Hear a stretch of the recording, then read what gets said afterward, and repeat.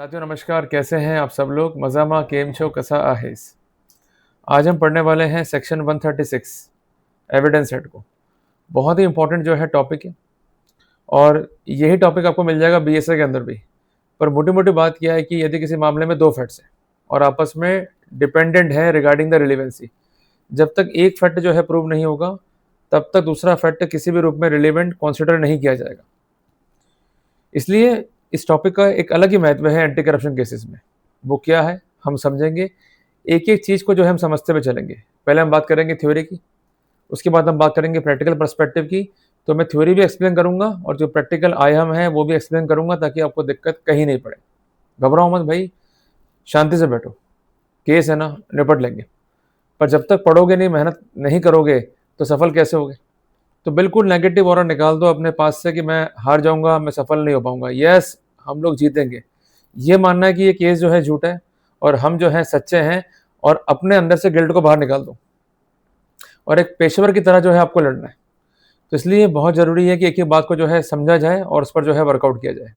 जब भी हम लड़ते हैं मामला एंटी करप्शन का, जनरल ट्रेंड क्या है? फाइल जो है हम दिया है काउंसिल को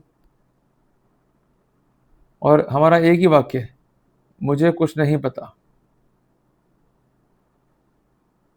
वकील साहब आप देख लेना, फिर काउंसिल अपने हिसाब से जो है फाइल को प्रोसीड करते हैं, नुकसान जो है खाना पड़ता है आपको।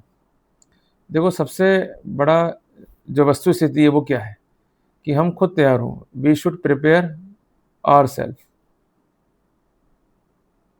जब तक खुद जो है आप अपने केस को प्रिपेयर नहीं करोगे, कोई भी आपके केस में जो है ध्यान नहीं देने वाला। क्लियर है? पर उसके कुछ सर्टेन प्रिंसिपल्स हैं,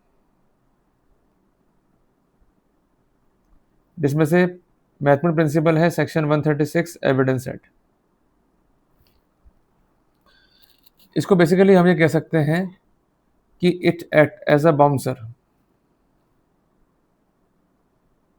एट द गेट। आप किसी क्लब में जा रहे हो और आपके पास जो है टिकट नहीं है या पास नहीं है, तो उस क्लब में एंटर कर पाओगे? उत्तर है हाँ।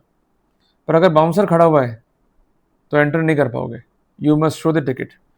और यही सेक्शन अपनी हेल्प करता है कि कौन सी एविडेंस को एडमिसिबल किया जाएगा और कौन सी एविडेंस को एडमिसिबल नहीं किया जाएगा। क्लियर है? अब आते हैं सिद्धांत के ऊपर। सिद्धांत क्या कहता है कि अगर किसी केस में 2 फैक्ट्स हैं, आपस में डिपेंड है एक दूसरे के ऊपर, तो अगर रिलेवेंसी प्रूव नहीं होगी प्राइमरी फैक्ट की, तो सेकेंडरी फैक्ट को रिलेवेंट नहीं माना जाएगा। क्लियर हो गया? अब प्रश्न बनता है कि ये हमारी हेल्प कैसे करेगा। एक एग्जांपल लेते हैं, बहुत ही आसानी से हम समझ पाएंगे, कोई बड़ा चीज़ नहीं है, पर तसल्ली से मेरी बात को जो है आप समझिएगा। 2 एविडेंस हमारे पास, evidence number A, evidence number B. Evidence number A ये कहता है कि एक रिकॉर्डिंग है किसी लोक सेवक की, मान लेते हैं मिस्टर ए, जिसमें वो आस कर रहे हैं 50,000 रुपये ब्राइब की। क्लियर हो गया? अब यहाँ पर जो फर्स्ट पार्ट है वो क्या है कि कोई रिकॉर्डिंग है जिसमें कोई व्यक्ति विशेष जो है रिश्वत की मांग कर रहा है, जो कि लोक सेवक है। तो एविडेंस नंबर बी या फैक्ट नंबर बी में ये प्रूव करना होगा कि ये वॉइस उसी व्यक्ति की है, मीन्स मिस्टर ए की है जो रिश्वत को मांग रहे हैं। जब तक ये वाला पार्ट प्रूव नहीं होगा, इस वाले पार्ट पर कोई भी रिलेवेंसी या कोई भी एडमिसिबिलिटी की स्थिति नहीं आएगी। क्लियर हो गया? ये एविडेंस तब तक मान्य नहीं होगी जब तक आप ये साबित ना कर दें, ये बात हो रही है प्रोसिक्यूशन के लिए, कि ये कंसर्न वॉइस जो है मिस्टर ए की है, इसमें कोई जो है टेम्परिंग नहीं है एंड वॉइस जो है कंसिस्टेंट है एज पर द नॉर्म्स और द प्रोटोकॉल। क्लियर है? एक एग्जाम्पल हम और भी लेंगे ताकि आपको जो है समझ में आएगा और आप उसको इजीली जो है अप्लाई कर पाएंगे। कलर टेस्ट बहुत कॉमन टेस्ट है। क्लियर है? यूजुअली क्या होता है, यूज फिनोप्थिलिन। एम आई राइट? अगर जोन जो है महाराष्ट्र का है तो वहाँ यूज़ होता है एंथ्रासिन पाउडर। तो एविडेंस क्या ही कि एक पिंक कलर सॉल्यूशन है जिसको देखने से ये क्लियर होता है कि अक्यूज ने ब्राइब को जो है एक्सेप्ट किया है। इट इज़ एविडेंस नंबर ए। अब सेकंड पार्ट क्या है, क्या प्रूव करना होगा प्रोसिक्यूशन को कि अक्यूज ने एक्चुअली नोट को जो है टच किया है और इसके अलावा कोई दूसरी पॉसिबिलिटी नहीं है यहाँ पर एविडेंस को टैंपर विद करने की।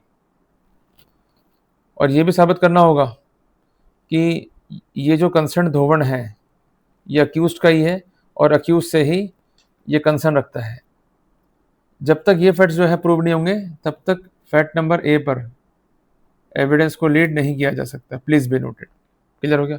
तो कुल मिलाकर के टचिंग प्रूव करनी होगी तभी जो पिंक कलर सॉल्यूशन का रिजल्ट है वो एडमिसिबल होगा। क्लियर हो गया अपने को? तो मेरा सिंपल सा आप सबसे आग्रह है कि जब भी आप फाइल को पढ़ते हैं तो उसमें 2 या 2 से अधिक फैक्ट्स होते हैं। अगर कोई प्राइमरी फैक्ट प्रूव करना है प्रोसिक्यूशन को तो जो अदर फैक्ट्स जुड़े हुए हैं उनको भी जो है साबित करना होगा। अगर अदर फैक्ट साबित नहीं हो पाते या स्थितियाँ जो है सामान्य है डेफिनेटली वहाँ पर अपन जो है फ़ायदा ले सकते हैं। क्लियर हो गया? हम एक एग्जाम्पल और भी लेंगे समझने के हिसाब से, इसको फिर जो है कंक्लूड करते हैं। प्रोसिक्यूशन ये कहता है कि there is recovery of currency note from accused. Clear है? जिस कारण ये गिल्ट है। अब यहाँ पर फैक्ट क्या है कि क्या अक्यूज ने डिमांड किया या नहीं किया। अगर डिमांड साबित नहीं है तो रिकवरी की एविडेंस को रेलिवेंट नहीं माना जा सकता। क्लियर है? तो आपको आइडेंटिफाई करना होगा आपके केस में कि प्राइमरी फैक्ट क्या है और सेकेंडरी फैक्ट क्या है, तभी आप इजीली जो है वर्कआउट कर पाओगे। क्लियर है? इसलिए हमेशा मैं कहता हूँ प्रिवेंटिव मेजर्स लो। अगर नहीं लिए, केस बन गया है तो केस को पढ़ के जो स्थितियाँ कानून की है उसको अप्लाई करने का प्रयास करो। आप में से कई लोग हैं जो कहते हैं भी साहब कुछ नहीं होता है, जजेस जो है सुनते नहीं है, हमारी बात कंसिडर करते नहीं है। ज़रा सोचना आज तसल्ली से बैठ के, क्या हमने वो प्रयास किए हैं जो करने चाहिए थे, और अगर किए हैं आपकी बात तब कंसिडर नहीं हुई है तो एक अलग स्थिति होगी। पर अगर आप प्रयास ही नहीं करें और आप सिर्फ कोस रहे हो सिस्टम को तो फिर तो बात गलत होगी ना। इसलिए प्रयास तो करने पड़ेंगे आपको। फिर सफलता मिलेगी, डेफिनेटली मिलेगी। या तो मिलेगी सेशंस कोर्ट से, या मिलेगी हाई कोर्ट से, या मिलेगी सुप्रीम कोर्ट से। केस है तो जो उसका प्रोसेस है वो तो हमको जो है फॉलो करना ही पड़ेगा। और इसलिए कानून के अंदर जो व्यवस्था दी गई है अपील की या रिवीजन की, वो यही कारण है। कई बार ऐसा हो सकता है कि आपके फैक्ट्स मजबूत हैं, आपने अच्छी पैरवी करी, पर जज ने जो है कंसिडर नहीं करा। जब हाई कोर्ट जाएंगे तो हम इफेक्टिवली उस पॉइंट पर आर्ग्यू कर सकते हैं, पर अगर पॉइंट ही रिकॉर्ड पे नहीं है तो आप क्या आर्ग्यू करोगे। ज़रा बात को जो है समझिएगा। इसलिए बहुत ज़रूरी है कि फाइल पे जो है ध्यान दिया जाए, फाइल का जो है रिव्यू किया जाए और प्रॉपर डिफेंस लाइन को जो है वर्कआउट किया जाए। क्लियर हो गया अपने को? तो आज मैंने एक महत्वपूर्ण अध्याय जो है डिस्कस किया है, इसका अभ्यास जो है कीजिएगा and try to apply the set principle to your case, ताकि डेफिनेटली जो है बेनिफिट ले सकें। क्लियर हो गया? जल्दी मिलेंगे एक नए अध्याय के साथ।